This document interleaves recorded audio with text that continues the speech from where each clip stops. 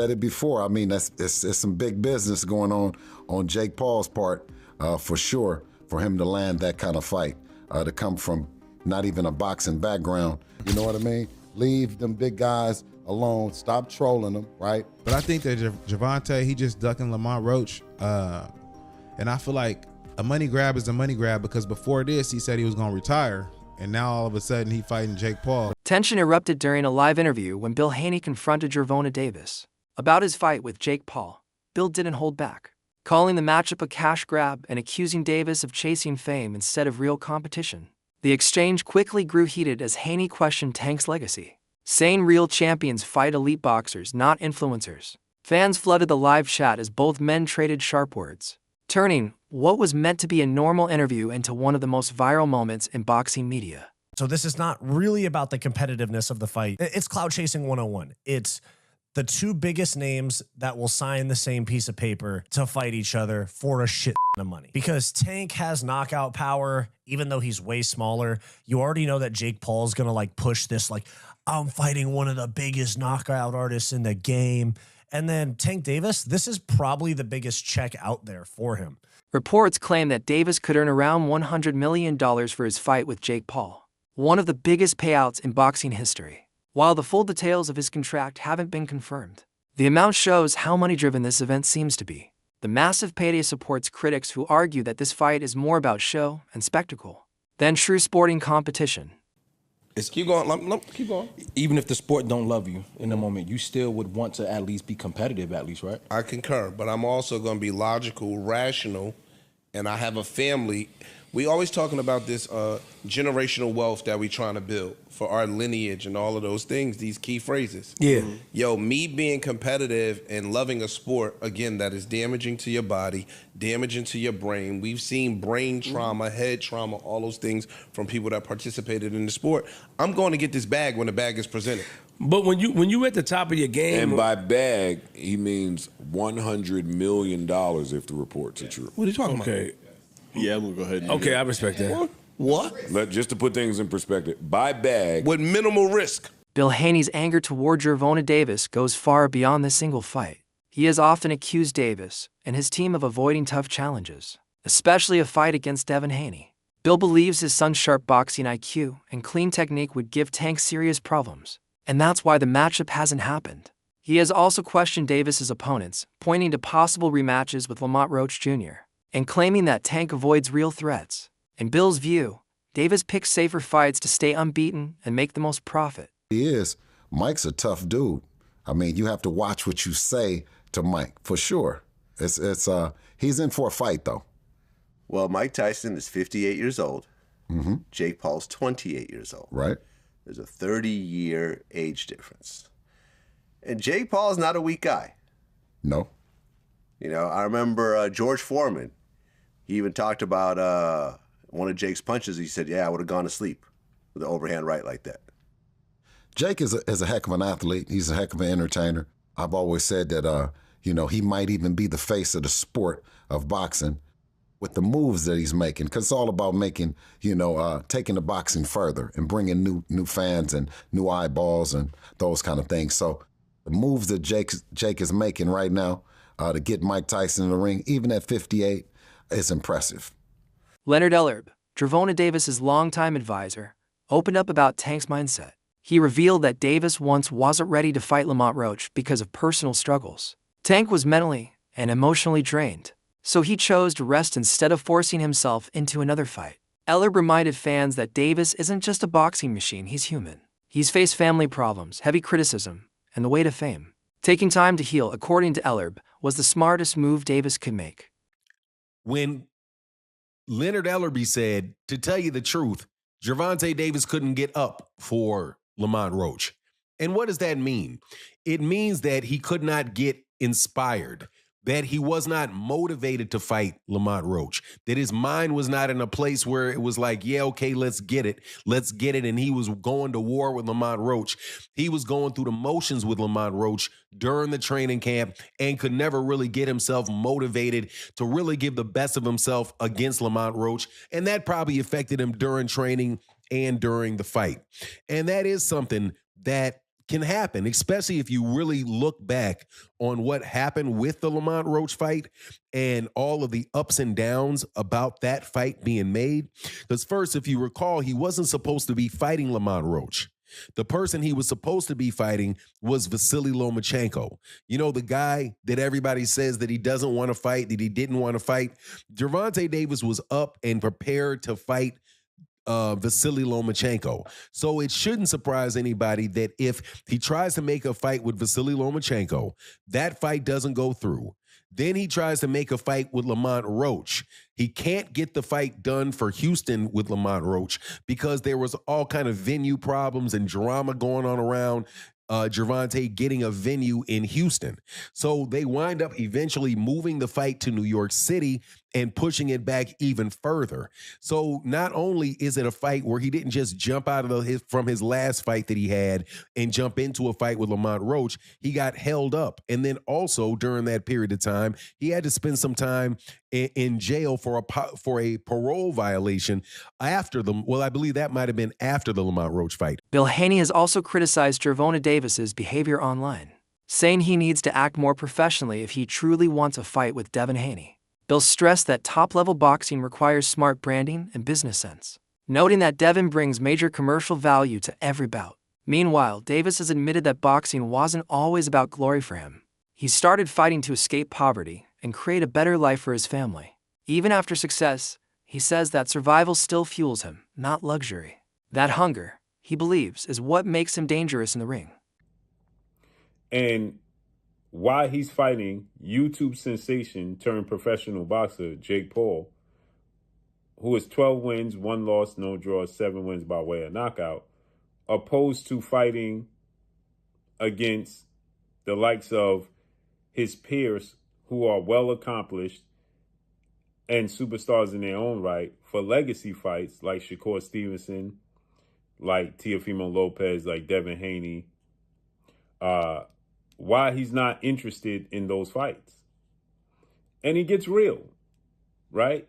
He gets real, and only thing we could do is salute it, right? Because he's saying, I never told y'all I wanted to be a world champion. I never told y'all I wanted to be undisputed. I got into this for myself and my circumstances to escape from my circumstances. And that's real. We can't blame him for that. We hold him in high regard because the statements he's made and misled people when he said he got a hit list that he wants to check off before he retires, and that hit list includes Shakur Stevenson, Devin Haney, Lomachenko, who turned down the fight because of a severe back injury. And then he told the world, he told Champside, it would be great for him to become undisputed. So I think that he had a change of heart at some point in time along the way, right? Bill Haney has long been a critic of Tank Davis. He accused Davis of parting ways with his veteran coach Calvin Ford, which he believes hurt Tank's performance. Haney argued that Ford was key to Davis's success and questioned why anyone would cut ties with someone so important. Some analysts also say this fight is more entertainment than sport. Jake Paul's fame brings a massive new audience, while Davis contributes pure boxing credibility, making the bout both spectacle and skill. Won't cover the fact of the Live podcast will not cover the fact that Calvin and Kenny, they got fired. Now, if Devin fired me, it would be, huh? Well, they got fired. I didn't know that was real. I thought that was some cat. They're trying to be quiet. Man, they got fired, man. Them people that got fired, man. They hoping they get hired. You know what I'm saying? Oh, they're working on getting back. Man, Calvin came in on there with them. He had them GTD first shorts, with them GTD leggings, with that GTD Kango cap, with that GTD glasses, GTD shirt. Man, guess what?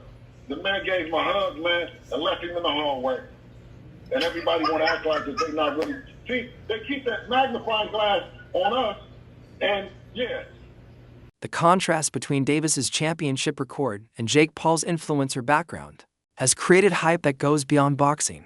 Experts say the real victory for both fighters might be in turning their careers into global brands. It shows how modern boxing has evolved, mixing athletic competition with entertainment and showmanship to capture fans. His speed and, his ability make up for that size difference, in your honest opinion? Well, he has to be very smart throughout the course of the fight. It's hard to know in some things. I think Gervonta's just gonna stick and move. He'll be fast, play it smart, I don't see him staying still for too long so Jake can land some shots. He'll just try to touch him. Who knows, man? It's an exhibition. It's a money grab. Jake's fighting one of the best boxers ever. Coach Reg joined the discussion, saying that every choice Davis makes now invites both praise and criticism. He reminded fans that Tank has already fought top talent and earned his titles. After years of sacrifice, chasing big paydays isn't greed. It's smart planning for the future. Reg explained that fighters risk their health and dedicate their lives to the sport, so it's fair for Davis to secure his financial future. He added that building legacy and earning money don't have to conflict. Both are signs of a completed career. Especially Tank been talking about retiring, so why not get the bag and then go about your business if that's your plan? If that's your plan to retire, then go get the bag and go about your business. You ain't doing nothing wrong. I'm not against it.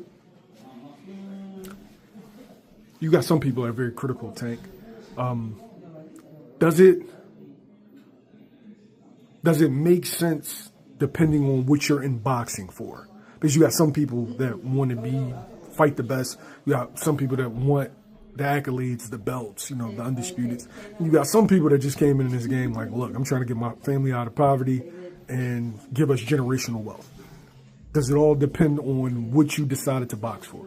Well, Tank accomplished a lot at a young age. He accomplished a lot at a young age. So I wouldn't be mad if he took the bag and went about his business and never fought again. Plus, look at some of the things that he's going through. So, a lot of that can affect you as well.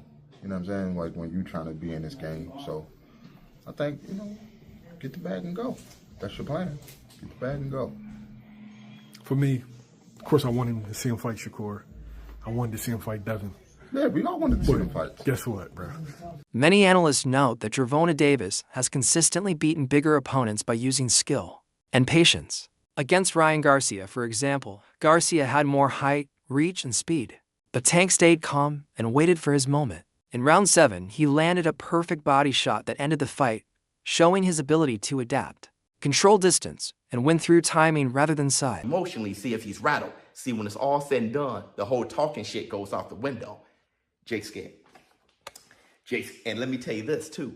I looked at I'm sizing them up. I'm looking at Tank and Jake, and I'm looking at them. Tank can reach him, too. He reached Ryan Garcia. He reached Mario Barrios. I was like, he ain't going to be able to reach him. He's going to reach him. I saw Tank's going to reach him. He knows he's going to reach him. Listen, I want to say this, too. Funny as hell. Before I say all this, Alicia Bumgardner, shout out to you, girl. Calvin Ford, Davis's lifelong trainer, expressed full confidence in his fighter. He said Jake Paul's size means nothing compared to Tank's years of experience. Ford reminded people that Davis has boxed since childhood and understands every detail of movement, defense, and strategy. He sees this as Jake's first real challenge against a complete, elite fighter. Ford believes Tank's focus and discipline make him unstoppable. No physical advantage can shake his confidence or preparation. On track and keeping it moving. When you heard about the fight, were you like, wait, what? Like, we're doing what? Actually, when I heard about the fight, they called me and said, what you thought about the fight? I said, the fight doable. You know what I'm saying? Because I watched Tanky for years, and I watched other young men and gyms, deal with big guys. You know what I'm saying? Yes, he's big. To me, it's like Jake having his first open fights. If anybody know about the amateurs going open, then you go pro. So, he's going to fight a guy that does have skills. You know what I'm saying? My only concern is, the gloves. You understand what I'm saying? Because we don't fight in 12-ounce gloves. We don't use 12-ounce gloves. That's training gloves. You know what I'm saying? I'm like, that's 2 pounds away from Jake. He fights in 10s. Tank fighting 8s. So he losing 4 ounces. So my thing is, I said, they said, put Tank in 8s, put him in 10s. That makes the fight more interesting. You know what I'm saying? And we'll go from there because I understand. And I brought that question up to one of his handlers. They was, no, we don't want to do no mixed match. It's supposed to be an expedition. Why, you know, now y'all want the wins and the loss. You know what I'm saying? All these restrictions, but you want to be great. Being great is really pushing the envelope. You know what I'm saying? You know, Tank don't really care, you know. So when I brought this up, he said, dang, facts. You know what I'm saying? So, again, you know, he can wait at 10s and we wait at 8s. As the fight with Jake Paul approaches, many experts predict Davis will rely on timing and technique. They say he'll close distance, set traps, and use sharp counterpunches to break down Jake's attacks. Analysts argue that Paul's strength won't be enough when facing someone who truly understands rhythm, range, and fight strategy at an elite level. I don't really know her like that, but she looks like she ain't rattled by Alicia, so that's a perfect dance partner for that. Trying to drag Alicia Bumgarner into lake water, see what's going on with that. Shout out to Alicia Bumgarner. But let's get back to Tank. First of all, Tank knows what he's doing. Tank Davis, he said, you know, he was just making all these implications that it's going to be scripted. When he said, you're paying me, and then he was like, yo, you're going to have to give me extra, and then he said that this is scripted. At the end of the day, I gave this little guy an opportunity. He should be thanking me. I'm paying him. I'm his boss. He reports to me, and I'm going to fucking son him on November 14th. So fuck you, little man. You paying me? Are you paying me? Yeah. 100%? 100%. Facts? Correct. Yes? Correct? Correct. I'm your daddy. 40. What 40 at? Former world champion Sean Porter described Gervonta Davis as a dog, a fighter, with unmatched drive and heart. He praised Tank's ability to stay calm and fearless against any opponent. Porter said Davis's mix of intelligence, aggression, and discipline sets him apart from boxers who depend only on power. In Porter's view, Tank represents what real fighting is about: passion, courage, and the will to win no matter the odds.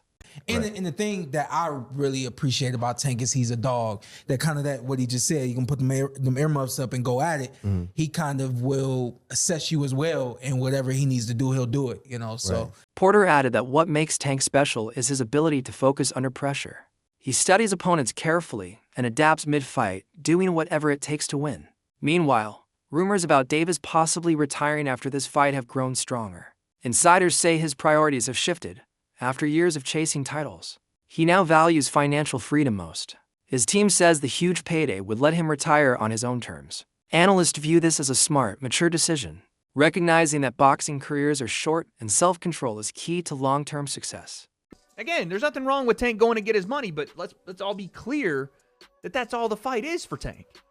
He's telling you without telling you that he's fighting Jake just because he's getting $40 million. So when we talk about boxing being dead, Tank has to line up at the front of the line. I can't blame him, but don't throw around, oh, boxing's dead and people switch sides and all of that. You chose not to be great. That's it. You chose not to be great. Stuff like that, choices like that will kill boxing, for sure. On a competitive level, it won't kill it on a business level. On a business level, until people run out of interest in these kind of matchups, it'll do well. On a competitive level, choosing not to fight the best will kill the sport. So maybe it's better if people like Tank aren't in the sport. And I don't even say that because I want that to be the case. I think Tank is ridiculously talented, but you can't want a fighter to fight more than what they want to. You can't. Tank fans or Tank people that like Tank and think he's one of the best, you can't want it for him. And then Shakur came back with, that's how I know you soft. I can't even go back and forth with you soft ass. You rather pop to me on social media than get in that fire and get embarrassed. I get it. Peace and blessings upon you, cuz. He says, the people got you chest out so bad. You talking like you a killer, forgetting that you the one that runs, bitch. I'll be bring the fight to you. This dude, a made-up character. Quote, blessings upon you. Clown-ass dude, wanna be Kevin Gates?